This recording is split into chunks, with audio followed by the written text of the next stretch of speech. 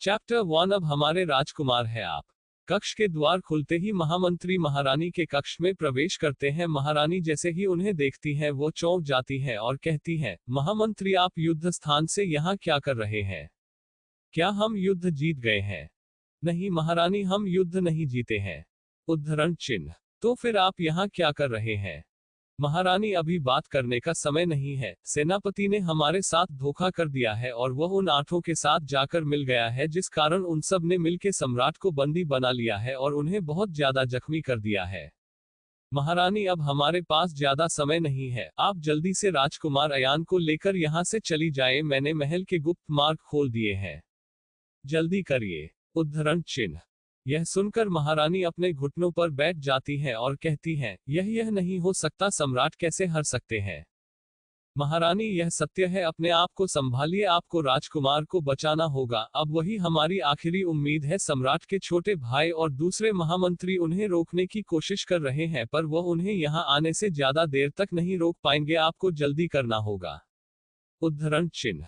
ये सुनते ही महारानी अपने आप को संभालती है और खड़े होकर कहती हैं, ठीक है महामंत्री, हम जाते हैं। इतना कहकर महारानी राजकुमार अयान को उठती है और महल के गुप्त मार्ग से जंगल की ओर निकल जाती है।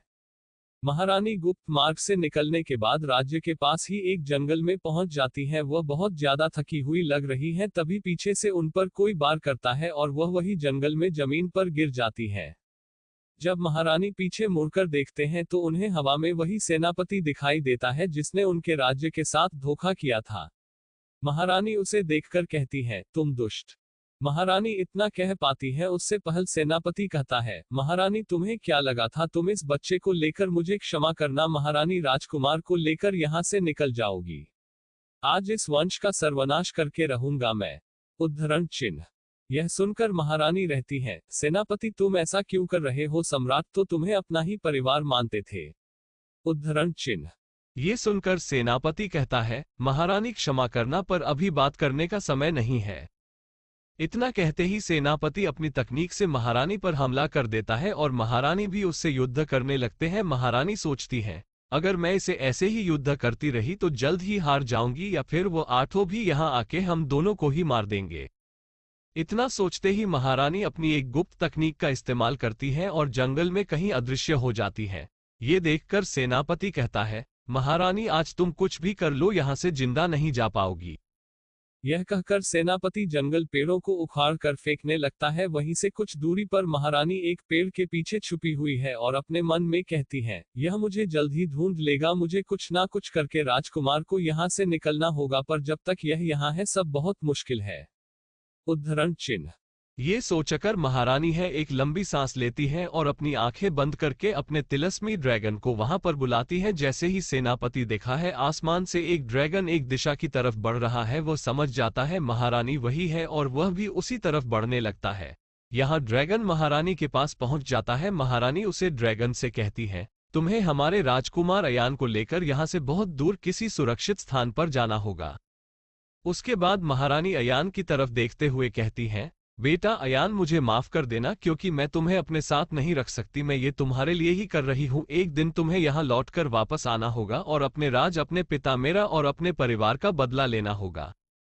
ये कहकर महारानी अपने गले में पड़ा एक लॉकेट राजकुमार अयान के गले में डाल देते हैं। उसके बाद कहती हैं, मैं कितनी अभागी हूँ, 8 महीने भी नहीं हुए और तुम मुझसे दूर हो रहे हो।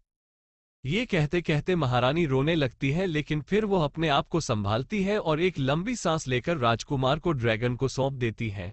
जैसे ही ड्रैगन राजकुमार को लेकर वहां से निकलने वाला होता है, तभी सेनापति आकर उसे ड्रैगन पर हमला कर देता है। वो ड्रैगन भी कुछ काम नहीं था, वह भी अपने मुंह से आग निकालकर सेनापति के हमले को नष्ट कर देता है। उसके बाद महारानी कहती है, राजकुमार को लेकर निकले यहाँ से। पर वो ड्रैगन वहां से नहीं जाता। ये देखकर महारानी रहती है, ये हमारा आदेश है, तुम यहाँ से जाओ। और उसके बाद महारानी और सेनापति युद्ध करने लगते हैं, परंतु सेनापति इतना शक्तिशाली था कि वह महारानी के साथ युद्ध करते करते भी ड्रैगन के ऊपर हमला कर रहा था, जिसके कारण ड्रैगन वहां से जा नहीं पा रहा था। महारानी कहती है, मुझे कुछ करना होगा। उद्धरण चिन्ह।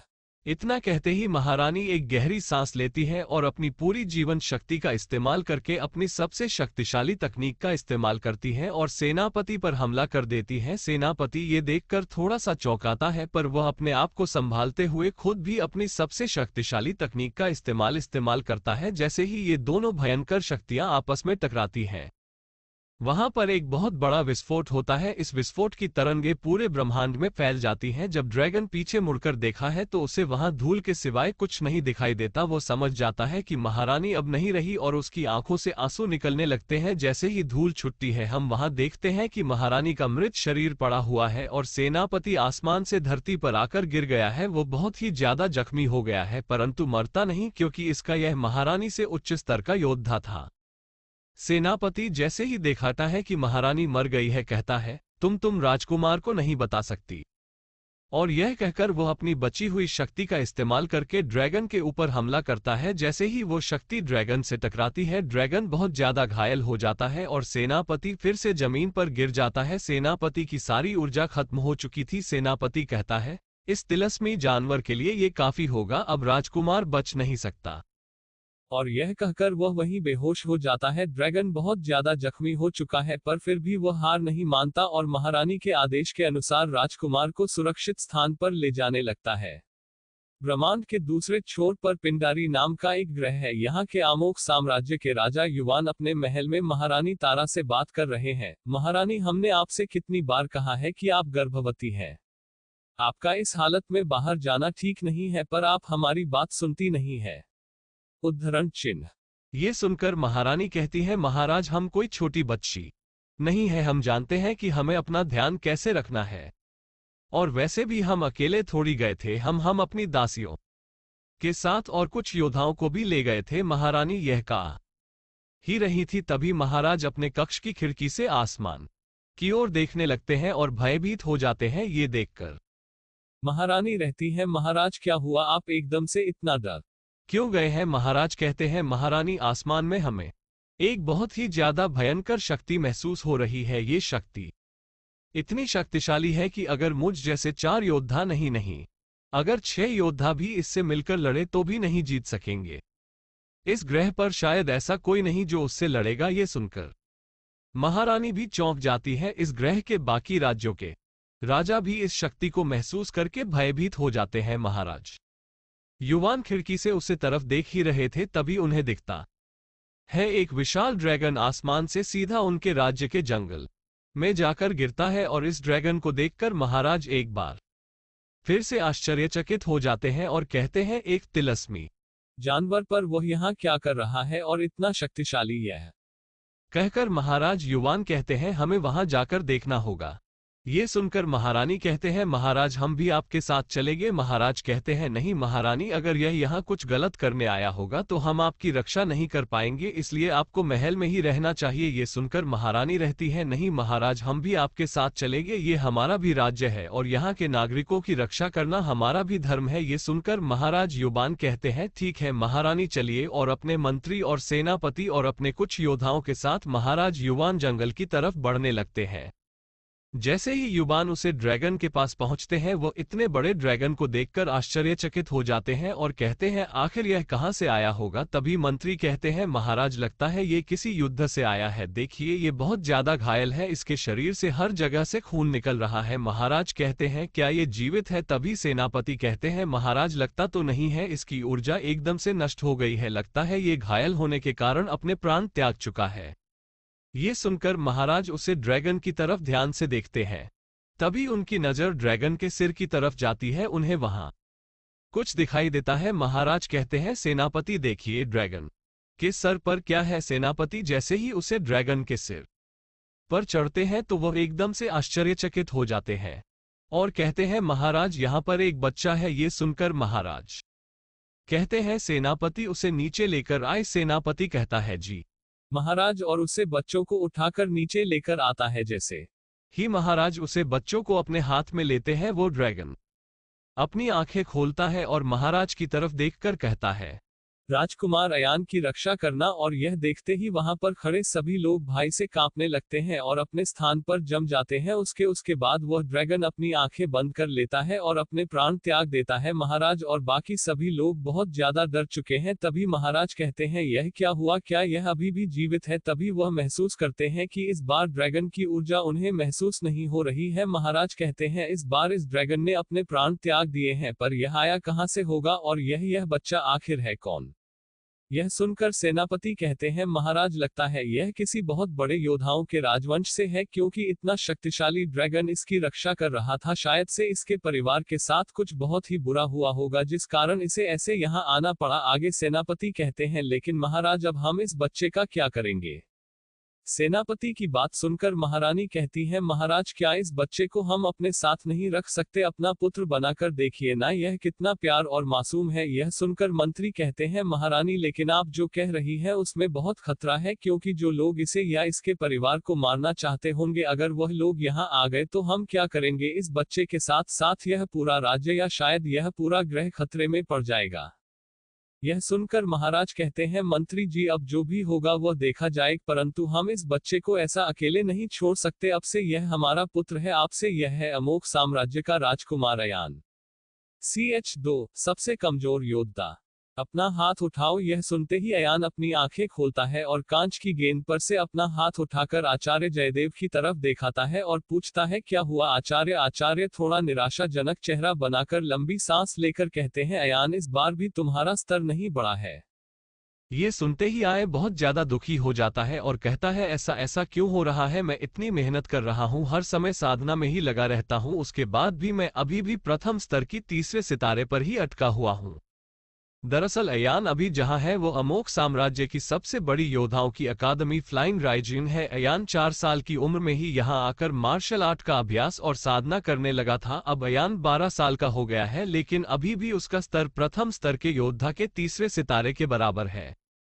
योद्धाओं की दुनिया में ऐसा माना जाता है, जो भी अपनी मूल शक्ति को जितने जल्दी जगाएगा वो उतना ही बड़ा योद्धा बनेगा। लेकिन अयान की मूल शक्ति जब वह 2 साल का था तभी जाग गई थी, जो कि बिजली की शक्ति है, और बिजली की शक्ति सभी मूल शक्तियों में बहुत ज्यादा शक्तिशाली है। सभी को ऐसा लगता था कि अयान एक बहुत बड़ा योद्धा बनेगा, इसलिए उसने बहुत कम उम्र से ही साधना और मार्शल आर्ट का अभ्यास शुरू कर दिया था। पर आज वो 12 साल का हो गया है, फिर भी प्रथम स्तर के तीसरे सितारे पर ही है। यहाँ हर स्तर पर 9 सितारे होते हैं। जैसे जैसे योद्धाओं का स्तर बढ़ता जाता है वैसे वैसे उनका शरीर और शक्तिशाली होता जाता है और वह अलग अलग मार्शल आर्ट की टेक्निक्स का अभ्यास कर सकते हैं। मार्शल आर्ट की टेक्निक्स भी अलग अलग प्रकार की होती हैं, लेकिन सभी योद्धा हर तकनीक का इस्तेमाल या अभ्यास नहीं कर सकते। इसका कारण है, जिस योद्धा की मूल शक्ति बिजली है वह अग्नि, वायु, जल, धरती, पेड़ या अन्य किसी मूल शक्ति की टेक्निक्स का अभ्यास नहीं कर सकता है। जिस योद्धा की मूल शक्ति जिस तरह की होगी वो उसी तरह की मार्शल आर्ट टेक्निक्स का इस्तेमाल कर सकता है। जैसे जिस योद्धा के पास बिजली की शक्ति है वो बिजली की शक्ति की मार्शल आर्ट टेक्निक का इस्तेमाल कर सकता है। जिस योद्धा की मूल शक्ति अग्नि है वो अग्नि की मार्शल आर्ट टेक्निक्स का इस्तेमाल कर सकता है। लेकिन ऐसी भी कई टेक्निक्स हैं जिनका इस्तेमाल हर एक मूल शक्ति वाला योद्धा कर सकता है। उदाहरण के रूप में हम उड़ने वाली तकनीक या जानवरों के हमले की तकनीक या अस्त्र शास्त्र वाली टेक्निक, जिनका इस्तेमाल हर एक योद्धा कर सकता है। इन टेक्निक्स के भी लेवल्स होते हैं, जैसे कि लेवल 1, लेवल 2 या लेवल 3 की तकनीक। हर एक लेवल के साथ इन टेक्निक्स की शक्तियां भी बढ़ती जाती हैं। अगर आप यहां तक की बातें अच्छे से समझ गए हैं तो आपको इस कहानी को समझने में और ज्यादा आसानी होगी। तो चलिए अब कहानी को आगे बढ़ते हैं। अयान की बात सुनकर आचार्य कहते हैं, अयान इतनी जल्दी हार मत मानो, तुम्हें प्रयास करते रहना होगा। ये सुनकर अयान कहता है, पर आचार्य मैं कब से इतनी मेहनत कर रहा हूँ, मेरे साथ के जो योद्धा थे या मुझसे जो छोटा योद्धा थे वह भी मुझे ऊंचे स्तर पर पहुंच चुके हैं, पर मैं अभी भी उसी स्तर पर अटका हुआ हूँ। मैं तो एक कछुए से भी ज्यादा धीमा हूँ, मेरी साधना का स्तर बढ़ता ही नहीं है, मैं कितनी भी साधन क्यों ना करूँ। ये बात सुनकर आचार्य अयान को समझते हैं और कहते हैं, अयान एक असली योद्धा की निशानी ही होती है कि वो कभी हार ना माने। तुम्हें भी हार नहीं माननी है और प्रयास करते रहना होगा। ये सुनकर अयान कहता है, आप सही कह रहे हैं आचार्य, मैं एक दिन सबसे शक्तिशाली योद्धा बनूंगा। और यह कहकर अयान कमरे से बाहर निकल जाता है। अयान के बाहर जाने के बाद आचार्य कहते हैं, इसके पास सबसे शक्तिशाली मूल शक्ति बिजली की शक्ति है, पर फिर भी इसका स्तर नहीं बढ़ रहा है, पता नहीं ऐसा क्यों है। अब पता नहीं क्या होगा इसके साथ। जैसे ही अयान कक्ष के बाहर निकलता है उसे एक आवाज सुनाई देती है, क्या हुआ होने वाले महाराज, आपका स्तर बढ़ गया।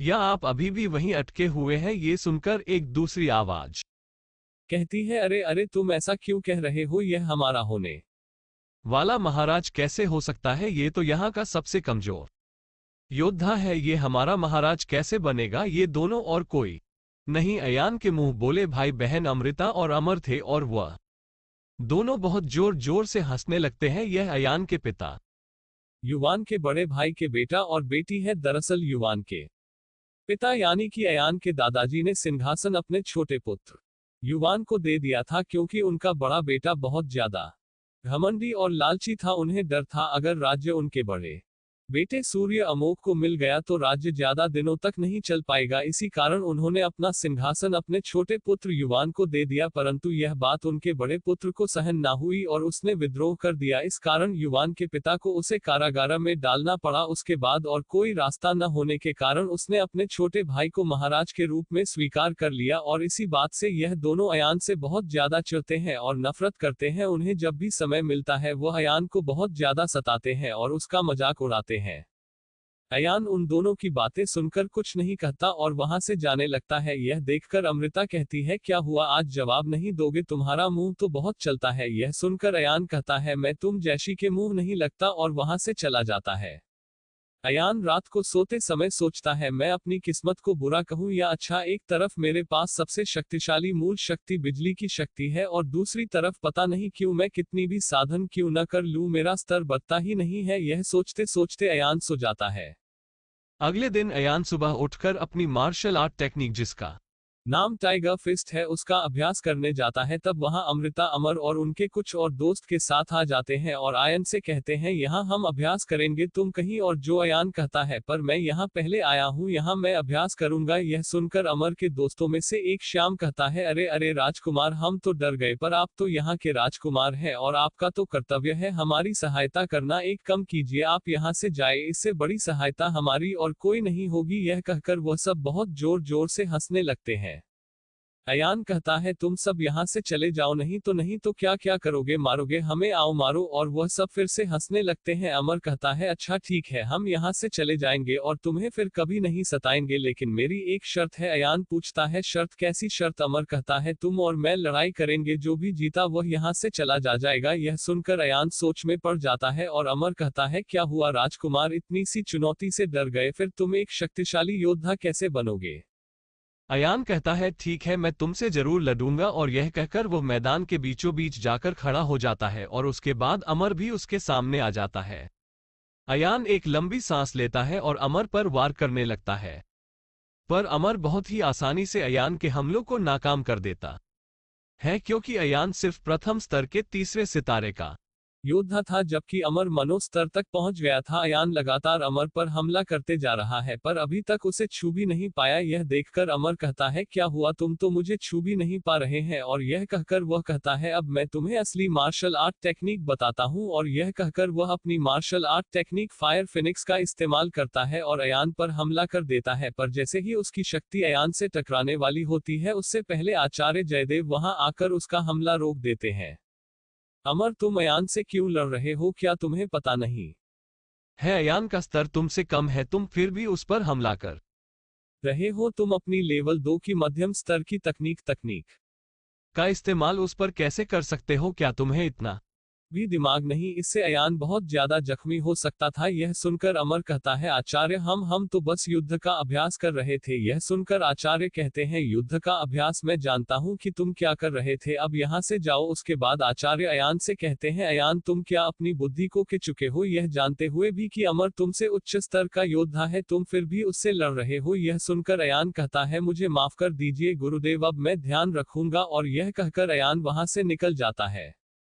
अयान अकादमी के पास में ही एक जंगल के पर्वत पर आकर एक पेड़ पर बैठ जाता है और कहता है, मेरा स्तर क्यों नहीं बढ़ता है? मैं कितनी भी मेहनत क्यों ना करूं, कितना भी अभ्यास क्यों ना करूं, कितनी भी साधन क्यों ना करूं, मैं वही का वही हूं। सब मेरा मजाक उड़ाते हैं, मुझे सबसे कमजोरी योद्धा कहते हैं। अगर मैं राजकुमार नहीं होता तो अभी तक तो मुझे अकादमी से भी बाहर निकाल देते। और यह कहकर आयन अपना मुक्का पूरी तेजी के साथ पेड़ पर मार देता है। जिस कारण उसके हाथ से खून निकलने लगता है। फिर वो अपनी आंखों के आंसू पोंछता है, लेकिन उसके हाथ का खून उसके गले में पड़े लॉकेट तक पहुंचता है। वह लॉकेट चमकने लगता है। इसकी चमक इतनी ज्यादा होती है कि अयान अपनी आंखें बंद कर लेता है और पेड़ पर से नीचे गिर जाता है। जैसे ही अयान अपनी आंखें खोलकर दिखाता है, उसके सामने एक किताब हवा में उड़ रही थी। अयान यह देखकर कहता है, को कौन कौन हो तुम? वह किताब कहती है, अरे क्या हुआ भाई, पहले कभी कोई किताब नहीं देखी क्या? जैसे ही अयान दिखाता है कि वह किताब उससे बात कर रही है, यह देखकर वह एकदम पूरा चौंक जाता और वहां से भागने लगता है। CH3 ज्ञान सिंह अयान उस किताब को देखकर वहां से भागने लगता है। भागते भागते वो वहां से थोड़ी दूरी पर आकर रुकता है और पीछे मुड़कर दिखाता है।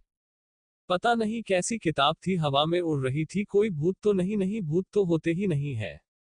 अयान यह सब सोच ही रहा था, इतने में उसे एक आवाज आती है, अरे बच्चे, तुम मुझे देखकर भाग क्यों रहे हो? मैं तुम्हें खाऊंगा नहीं। अयान यह देखकर चौंक जाता है कि वह किताब उसके सिर के ऊपर ही उड़ रही है और यह देखकर आयरन कहता है, नहीं नहीं नहीं नहीं, कौन कौन हो तुम और कहां से आए हो? वह किताब कहती है, अरे भाई, तुमने ही तो मुझे नींद से उठाया है। मैंने तुम्हें कब उठाया? अरे अपने गले में उसे लॉकेट को देखो, मैं उसी में रहता हूँ। तुमने ही मुझे उठाया है। अब तुमने मुझे उठा दिया है तो तुम मेरे मास्टर हो। तो बताओ तुम्हें क्या जानना है?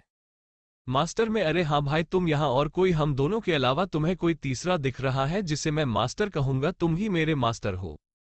अयान यह सुनकर कहता है, पर तुम उड़ कैसे रहे हो? और बोल कैसे रहे हो? अरे भाई, मैं एक तिलिस्मी किताब हूं और ऐसा कुछ नहीं जिसका मुझे ना पता हो। तुम अपना कोई भी सवाल मुझसे पूछ सकते हो, पर तुम मेरे लॉकेट में कैसे आए? अरे भाई, यह मेरा घर है, मैं इसी में रहता हूं। मैं तुमसे पूछता हूँ, ये लॉकेट तुम्हारे पास कैसे आया? ये सुनकर अयान कहता है, यह लॉकेट तो मेरे पास बचपन से ही है। यह सुनकर किताब थोड़ी देर के लिए चुप हो जाती है और फिर कहती है, यह सब छोड़ो, अगर कोई चीज तुम्हें पूछनी हो तो मुझसे पूछ लो, मैं तुम्हारे किसी भी सवाल का जवाब दे सकता हूँ। यह सुनकर अयान कहता है, क्या मैं तुमसे कुछ भी पूछ सकता हूँ? किताब कहती है, हाँ भाई हाँ, लगभग मुझे हर चीज पता है, लेकिन मैं तुम्हारा भविष्य नहीं बता सकता, वरना मुझे ज्योतिष समझकर भविष्य पूछने लगो, समझे? अब अपना पहला प्रश्न पूछो। बकवास किए जा रहे हो, कब से समझ में ही नहीं आता है तुम्हें?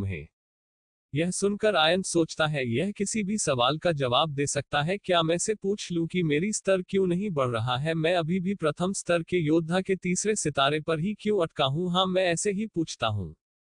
अयान कहता है, तो बताओ मैं अपने स्तर को क्यों नहीं बढ़ा पा रहा हूँ? इसका क्या कारण है? मैं पिछले 8 साल से बहुत ज्यादा साधना और अभ्यास कर रहा हूँ, लेकिन फिर भी मैं अभी तक प्रथम स्तर के तीसरे सितारे तक ही पहुंच पाया हूँ। इसका क्या कारण है? मुझे बताओ। मेरी मूल शक्ति बिजली है, सबसे शक्तिशाली, और मैं बिजली की शक्ति की साधना करता हूँ, लेकिन फिर भी मेरा स्तर नहीं बढ़ रहा है। पिछले 8 सालों में सिर्फ 3 सितारे ही बढ़े हैं। किताब जी बताओ, इसका क्या कारण है?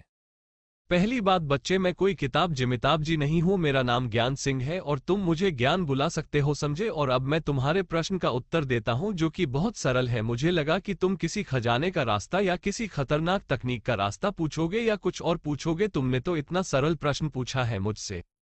अयान कहता है, हाँ हाँ ठीक है, अपनी बड़ाई करना बंद करो और मेरे सवाल का जवाब दो। ज्ञान कहता है, अरे ठीक है भाई, इसका कारण बहुत ज्यादा सरल है। तुम अपनी मूल शक्ति के हिसाब से साधना करते ही नहीं हो। ये सुनकर अयान कहता है, ये क्या बकवास कर रहे हो? मेरी मूल शक्ति बिजली है और मैं बिजली की शक्ति की साधना करता हूं। तुम कैसे कह सकते हो कि मैं अपनी मूल शक्ति के हिसाब से साधन नहीं करता?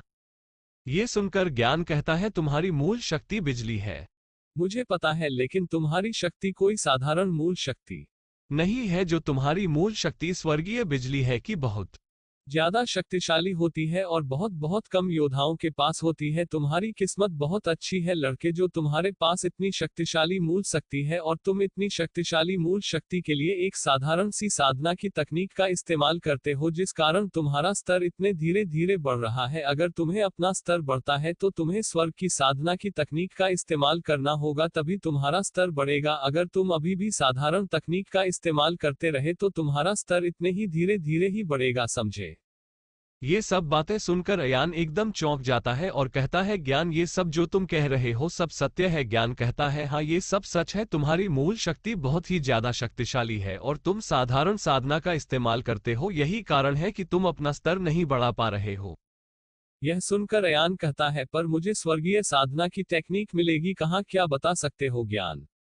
यह सुनकर ज्ञान कहता है, देखो इस योद्धाओं की दुनिया में कई साधना की तकनीक है, कोई बहुत ज्यादा उच्च स्तर की है तो कोई बहुत ज्यादा निचले स्तर की, लेकिन स्वर्ग की साधना की तकनीक बहुत ही ज्यादा कीमती होती है, जो कि इतनी आसानी से नहीं मिलती। कहीं बड़े बड़े योद्धा अपना पूरा जीवन निकाल देते हैं, फिर भी उन्हें यह तकनीक नहीं मिलती, और अगर तुम्हें कहीं मिल भी जाए तो तुम इतनी शक्तिशाली नहीं हो कि उसे प्राप्त कर सको। कई बड़े बड़े योद्धाओं की नजर इन दिव्य साधनाओं पर होती है, और स्वर्ग की दिव्य साधनाएं इतनी कम होती है कि तुम इन्हें अपनी उंगलियों पर गिन सकते हो। अब तो तुम समझ ही गए होंगे कि इनका मिलना बहुत ज्यादा मुश्किल है।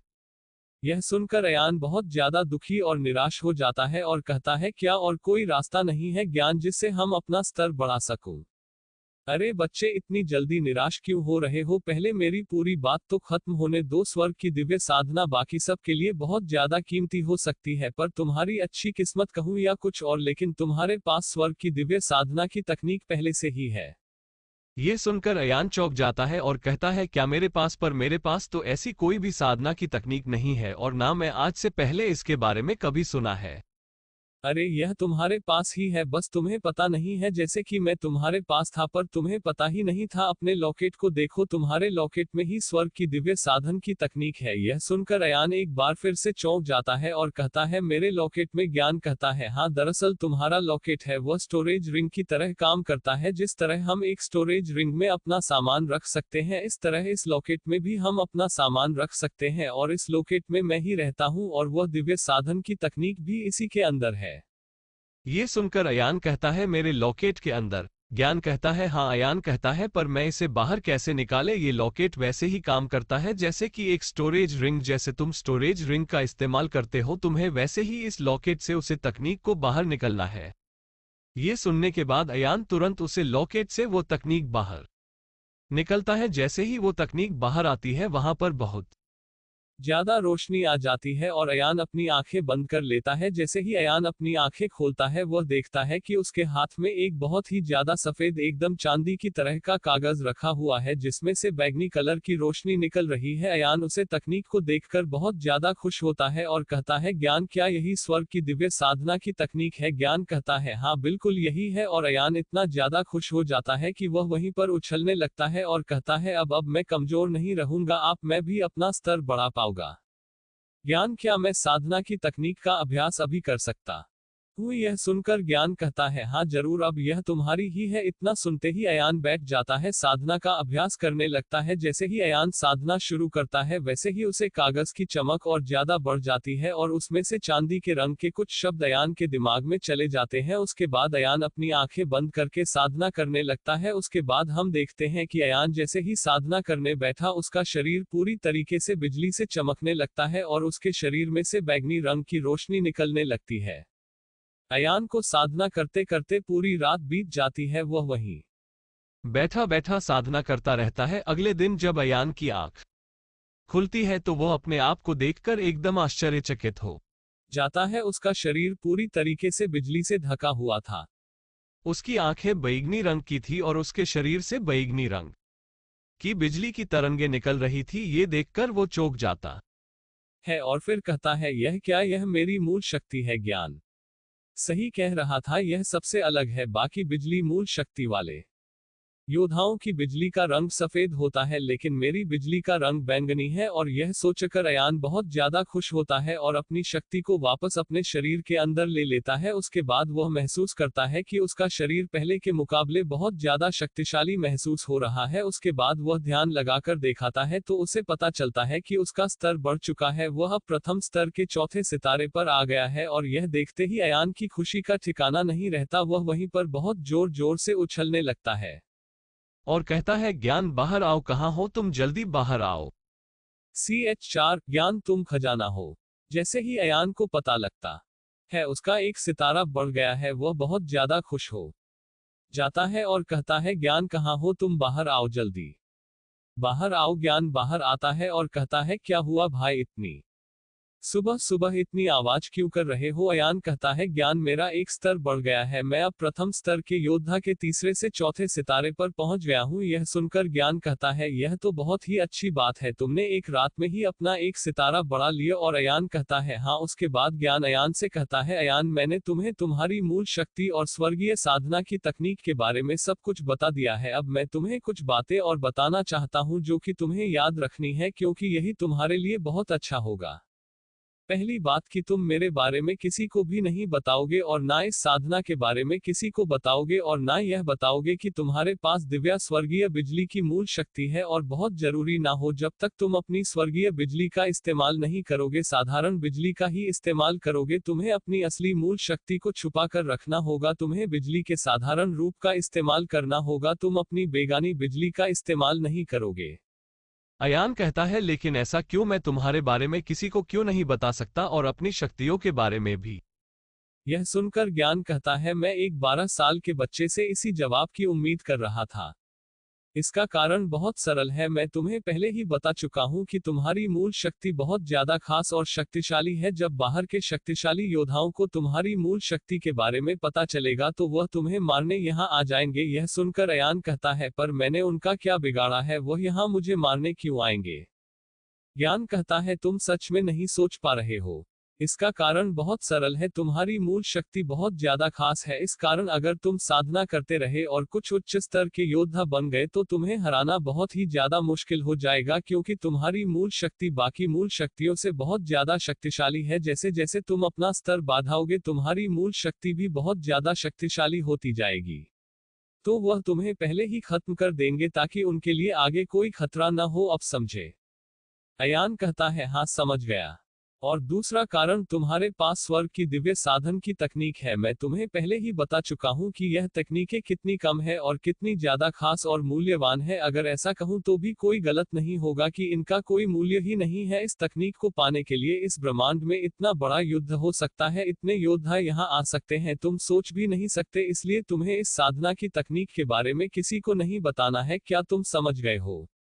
अयान कहता है, इस तकनीक के बारे में और मेरी मूल शक्ति के बारे में तो समझ गया हूं, पर मैं तुम्हारे बारे में किसी को क्यों नहीं बता सकता? यह सुनकर ज्ञान कहता है, अरे यार भाई, मैं भी कोई मामूली सी किताब नहीं हूँ जो हर सड़क पर मिलती है। मैं तिलिस्मी किताब हूँ, मैं सिर्फ मेरे जैसी एक ही हूँ, ऐसी दूसरी कोई किताब नहीं है। और मेरे पास लगभग हर एक सवाल का जवाब है। मैं कोई दुकान पर बिकने वाली किताब नहीं हूँ, समझे? मेरे लिए भी युद्ध हो सकते हैं, मुझे कुछ काम मत समझो। मुझे पने के लिए योद्धा तरसते हैं, लेकिन मैं तुम जैसे एक बच्चे के हाथ में हूँ। यह सुनकर अयान कहता है, तुम मुझे बात बात पर बच्चा कहना बंद करो, मेरा नाम अयान है, समझे?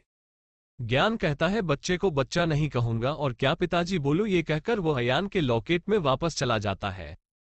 अयान कहता है, अब मुझे यहां से चलना चाहिए, मैं लगभग एक रात से अकेडमी नहीं गया हूं। गुरुदेव और जय मेरी चिंता कर रहे होंगे। जय के अलावा अकादमी में है ही कौन जो मेरे बारे में सोचता है?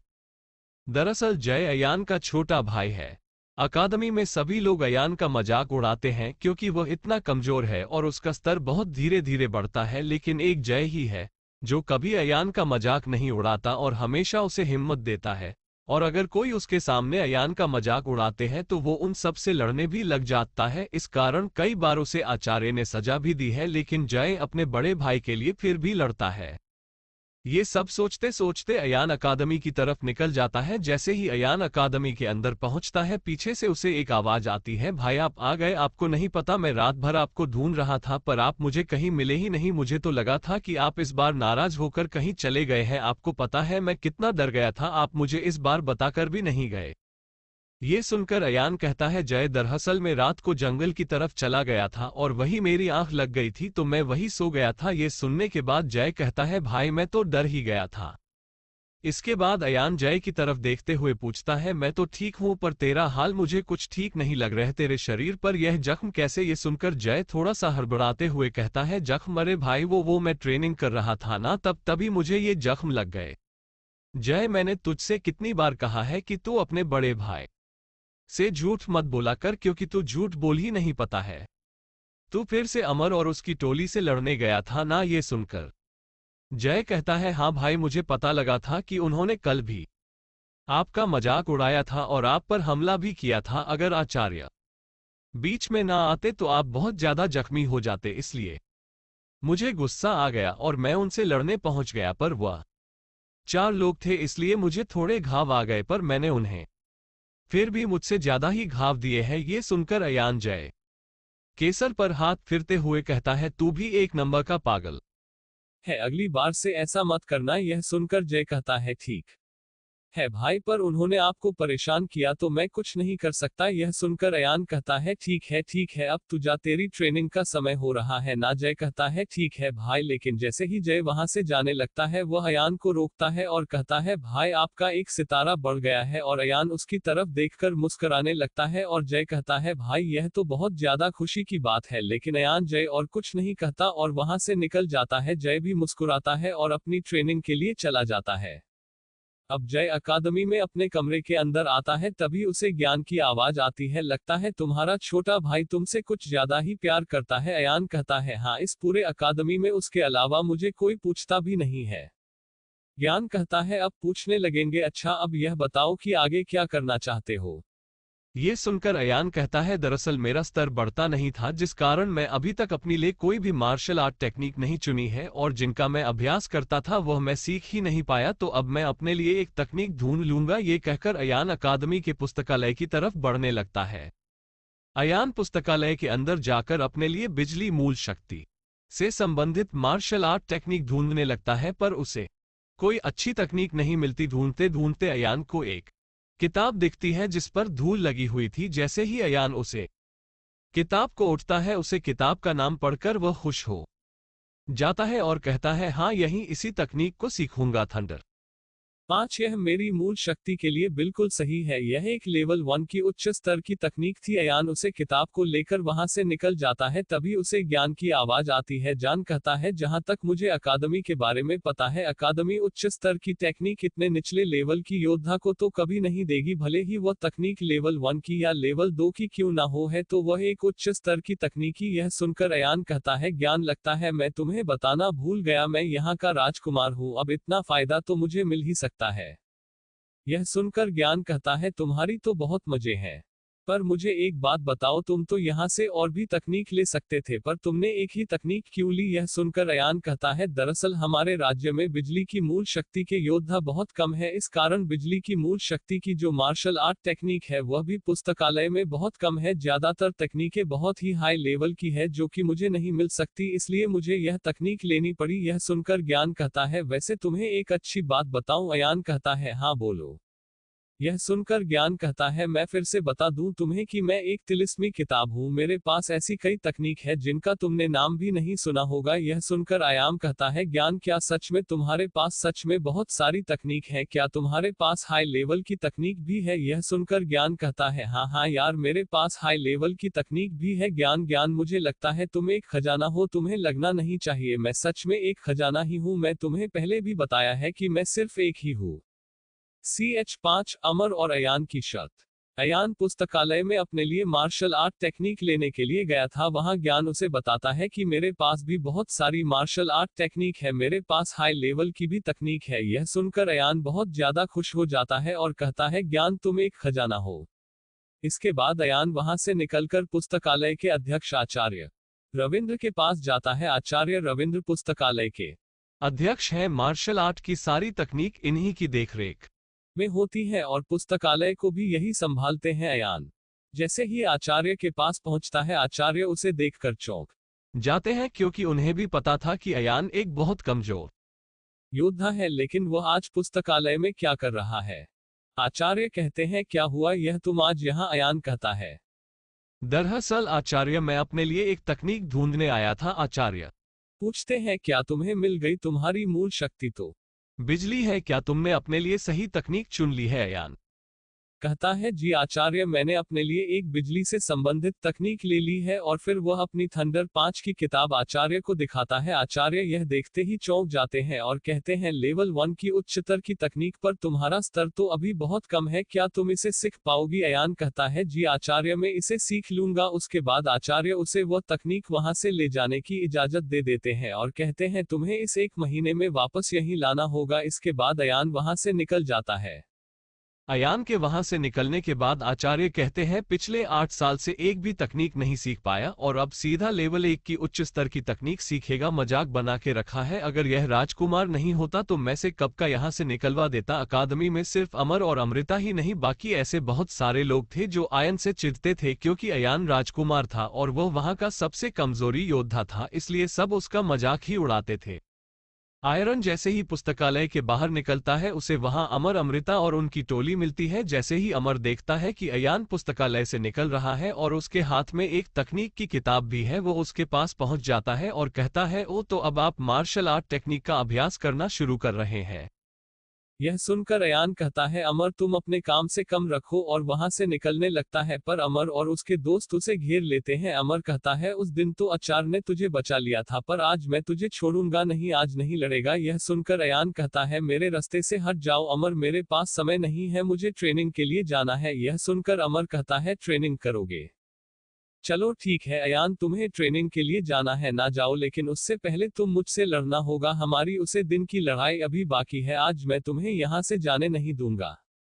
अमर यह कह ही रहा था तभी दूसरी तरफ से आवाज आती है तू पट्टू का पट्टू ही रहेगा, दम है तो अपनी बराबरी वालों के साथ लड़ा, यहाँ भाई को क्यों परेशान कर रहा है। ये जय था जो कि अब अयान के सामने आकर खड़ा हो जाता है। जैसे ही अमर और अमृता देखते हैं कि अयान के आगे जय आ गया है तो वह कहते हैं तो राजकुमार के रक्षक भी आ गए हैं, लेकिन यह कैसे राजकुमार है जो अपनी खुद की रक्षा नहीं कर सकते, इन्हें तो रक्षक की जरूरत पड़ रही है। और यह कहकर वह सब बहुत ज्यादा जोर जोर से हंसने लगते हैं। यह सुनकर जय को बहुत ज्यादा गुस्सा आता है और वह उनकी तरफ लड़ने के लिए बढ़ने लगता है, लेकिन तभी अयान उसका हाथ पकड़ता है और कहता है जय यहाँ से चलो, हमें उनके मुंह लगने की जरूरत नहीं है, और वहां से जाने लगता है। जैसे ही अयान वहां से निकलने लगता है अमर पीछे से कहता है तुम्हें भागने के अलावा कुछ आता है या नहीं भगोड़े राजकुमार। यह सुनते ही अयान गुस्से से लाल हो जाता है और अपनी मुठ्ठियां बांध लेता है, उसकी आंखें बैंगनी रंग में चमकने लगती हैं और उसका पूरा शरीर बिजली से ढक जाता है। जैसे ही अमर देखता है अयान ने अपनी मूल शक्ति जागृत कर ली है, वो कहता है इसने अपनी मूल शक्ति का इस्तेमाल करना कब सीख लिया, और वो थोड़ा सा डर जाता है लेकिन वह अपने डर को अपने चेहरे पर नहीं दिखने देता। जैसे ही जय देखता है कि उसका भाई बिजली से ढका हुआ है, वो ये देखकर बहुत ज्यादा खुश होता है और कहता है भाई आपने अपनी मूल शक्ति का इस्तेमाल करना भी सीख लिया। अयान जैसे ही अपनी बिजली की शक्ति को सक्रिय करता है तभी उसे ज्ञान की आवाज सुनाई देती है अयान अपनी मूल शक्ति पर काबू करो, तुम्हारी आंखों का रंग बदल गया है, अगर इन्होंने देख लिया तो तुम्हारे लिए सही नहीं होगा और शायद सबको तुम्हारी असली मूल शक्ति कक के बारे में सभी को पता चल जाएगा। अयान की पीठ उन सब की तरफ थी इसलिए वह सब अयान की आंखों का रंग नहीं देख पाते। ज्ञान की बात सुनकर अयान अपने आप को शांत करता है और अपनी शक्ति को अपने अंदर वापस लेता है और फिर मुड़कर अमर की तरफ देखता है और कहता है देखो अमर, मैं तुमसे लड़ना नहीं चाहता, मुझे जाने दो। अयान की बात सुनकर अमर कहता है लड़ना नहीं चाहता या लड़ नहीं सकता। ये सुनकर जय कहता है अमर तुझे भी पता है कि भाई का स्तर अभी तुझे काम है, इसलिए वह तो तुमसे नहीं लड़ सकते, अगर भाई का स्तर तेरे जितना होता तो वो तुझे आराम से हरा देते। अमर कहता है इसमें मैं क्या करूं, इसने तो मुझे 2 साल पहले ही मार्शल आर्ट की अभ्यास शुरू कर दिया था, फिर भी इतने पीछे, इसमें मेरी गलती थोड़ी है या फिर यह योद्धा बनने के लिए बना ही नहीं है। और यह कहकर अमर फिर से हंसने लगता है। अमर की बात सुनकर अयान कहता है यह मैं तुम्हें बहुत जल्दी बता दूंगा कि मैं योद्धा बनने के लिए बना हूं या नहीं। ये सुनकर अमर कहता है अच्छा ठीक है, तो फिर हम एक शर्त लगाते हैं। अयान पूछता है शर्त, कैसी शर्त? जैसा कि तुम्हें पता है हर 5 साल में दिव्या तालाब के दरवाजे खुलते हैं, उससे 1 महीने पहले दिव्या तालाब की प्रतियोगिता होती है जिसमें जीतने वाले को दिव्या तालाब के अंदर साधना करने का मौका मिलता है।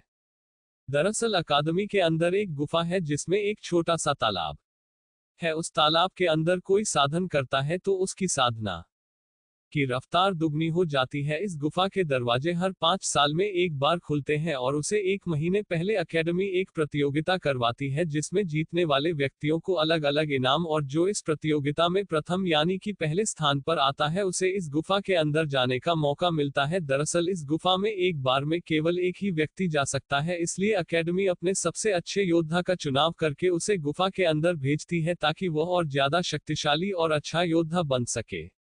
यह गुफा हर 5 साल में सिर्फ 7 दिन के लिए ही खुलती है, इसलिए अकेडमी यह परीक्षा करवाती है। जैसे ही जय अमर की बात सुनता है वह कहता है, यह क्या बोल रहा है तुम्हारा स्तर पहले से ही भाई से बहुत ज्यादा है और भाई का स्तर बहुत धीरे धीरे बढ़ता है। अगर भाई कुछ करके तुम्हारे स्तर तक पहुंच भी गए तो इन 2 सालों में तुम और ज्यादा आगे बढ़ जाओगे। तुम जानबूझकर ऐसी शर्त लगा रहे हो जिसमें तुम ही जीतो। जय ये कह ही रहा था, इतने में अयान कहता है रुको जय, और फिर वो अमर से कहता है ठीक है मैं तैयार हूँ, शर्त के नियम क्या है बताओ। अयान की बात सुनकर जय कहता है पर भाई, लेकिन अयान उसे हाथ बांध कर रोक देता है और अमर से कहता है बताओ शर्त के नियम क्या है। अमर अयान की बात सुनकर कहता है मैं राजकुमार से यही उम्मीद थी, शर्त के नियम बहुत ज्यादा सरल हैं, जो भी प्रथम स्थान पर आएगा वो जीतेगा और जो भी हारेगा उसे दूसरे का नौकर बनकर रहना पड़ेगा। जय अमर की बात सुनकर बहुत ज्यादा गुस्सा हो जाता है और कहता है अमर तुम हद से ज्यादा आगे बढ़ रहे हो। लेकिन अयान जय को बीच में रोककर कहता है ठीक है मुझे तुम्हारी शर्त मंजूर है और जय को वहां से लेकर निकल जाता है। जैसे ही अयान वहां से जाता है अमर कहता है मुझे कब से ऐसे मौके की तलाश थी, हर बार तुझे कोई बचा ही लेता था पर अब इस बार तूने अपने हाथों से खुद मुझे मौका दिया है। भले ही मुझे थोड़ा इंतजार करना पड़ेगा पर इतना इंतजार तो मैं तेरे लिए कर ही सकता हूँ, उसके बाद मैं तुझे अच्छे से सबक सिखाऊंगा। दूसरी तरफ जय अयान से कहता है भाई आपको पता है ना उसने आपको अपनी बातों में फंसाया है और आप फिर भी उसकी शर्त के लिए मान गए। यह सुनकर अयान जय से पूछता है जय क्या तुझे मुझ पर भरोसा है। यह सुनकर जय कहता है भाई आप यह कैसे सवाल पूछ रहे हैं, मैं अपने आप से ज्यादा आप पर भरोसा करता हूं, पर यह बात तो आपको भी पता है कि आपका स्तर अभी बहुत ज्यादा काम है उसे। अयान कहता है तू चिंता मत कर, मैं उसे जरूर हराऊंगा और यह कहकर वह उसे अपने साथ लेकर आगे बढ़ने लगता है।